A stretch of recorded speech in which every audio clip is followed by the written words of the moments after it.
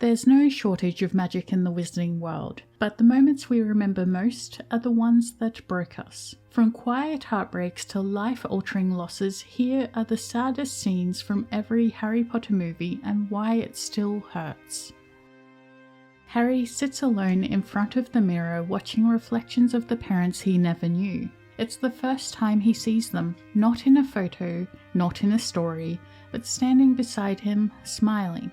The tragedy here isn't just their absence, it's that Harry has to experience what a family might have looked like through a mirror. And he keeps going back night after night, desperate just to feel close to them. This is a child so starved of love that even an illusion is enough to keep him coming back. When Harry finds Hermione in the hospital wing, cold, unmoving, turned to stone, it hits differently. Because until now, she's been the one holding it all together. The one with the answers, the one who always knows what to do. Her absence is a void the story doesn't fill. Ron doesn't joke, Harry doesn't smile, and when they discover she was holding a torn page, trying to help them even in the face of danger, it's a brutal reminder of who she is. Brilliant, brave, and completely alone when it happened. She didn't scream, she didn't run, she faced it head on, and she fell. For the first time, Harry has the chance at a real home. Not with the Dursleys, not in a cupboard, but with someone who knew his parents, someone who wants him. The hope is real and short-lived, because before they can leave, Sirius becomes a fugitive again. It's ripped away just as quickly as it was offered, and Harry doesn't fight it. He's used to disappointment, but that doesn't make it hurt any less. In the graveyard, surrounded by Death Eaters, Harry is cornered, alone, one-to-one with Voldemort. And then something strange happens. Their spells connect and echoes of the dead begin to emerge. First Cedric, then his mother, then his father. This isn't a dream, it isn't comfort.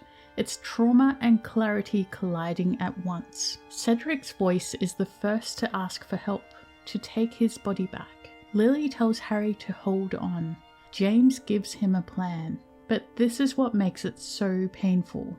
Harry is seeing the people he's lost, not in peace, but in the middle of a nightmare. They can't stay, they can't save him, and they give him the strength to run, to survive. And afterward, he brings Cedric's body back alone, while the world around him claps, still unaware that everything has changed.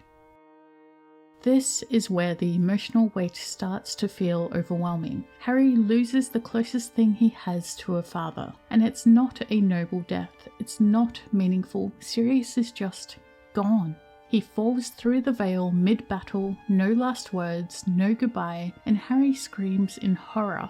But his voice is muted, drowned by silence. It's not just grief, it's helplessness. Another adult failed to make it out alive, and Harry's left with the fallout, again. There's a strange quiet to Dumbledore's death. He's disarmed, weakened, and betrayed by someone he trusted. But the emotional core isn't just in the fall. It's in the way Harry is forced to watch it happen. He's frozen, powerless, hidden beneath the floor. And when Snape casts the killing curse, it's not just the loss of a headmaster. It's the death of safety. Dumbledore represented structure, protection, and the idea that someone always knew what to do. Now, that's gone. Later that night, Harry approaches his body. The man who had always stood tall is now motionless, broken at the base of the astronomy tower. There's no final spell, no last words, just silence. And in that silence, grief fills the air like fog. One by one, wands lift into the sky, not to fight, but to mourn. The death mark fades slowly above them, but nothing feels healed, because this wasn't just the death of a leader. It was the death of certainty and the beginning of a war without him. Dobby isn't a sidekick here, he's a savior. He apparates into danger to rescue Harry and the others, and he does so without hesitation. And when Bellatrix's knife strikes him mid-escape, it feels like the final blow in a string of relentless losses. But what makes it worse is how human it is. He dies in Harry's arms, calling him by name, and Harry doesn't treat him like a creature.